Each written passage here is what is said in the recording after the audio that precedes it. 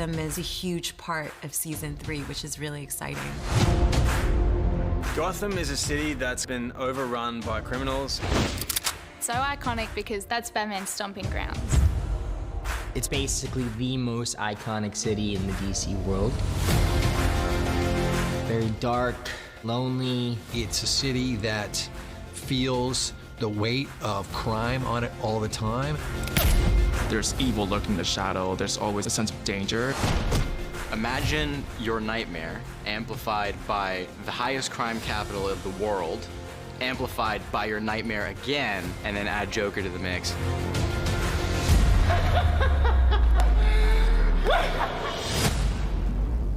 Coming into season 3, Carol Banker, who directed 1 and 2, really wanted to create a more realistic, unsettling world for Gotham. We didn't want it to be what we both think is a typical Gotham of what's described as New York in the 70s. We wanted it to be different.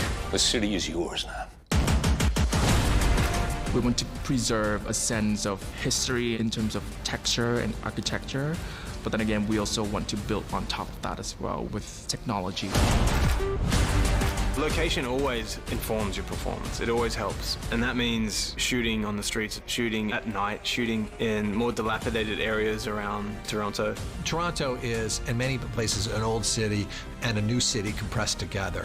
We really like the energy of that. The energy of Gotham City is very much translated. In the winter months, it's cold, the streets are empty, and that dark blue look is just captured perfectly. It feels kind of dangerous. It feels like anything can pop off at any second. Oh, shit. It's been so cool, and you're like, I'm literally in Gotham City right now, which people would dream of. Any more questions? My favorite set is the GCPD. So concrete and hard and so beautiful. I'm bringing in the Titans. My favorite was Crime Alley.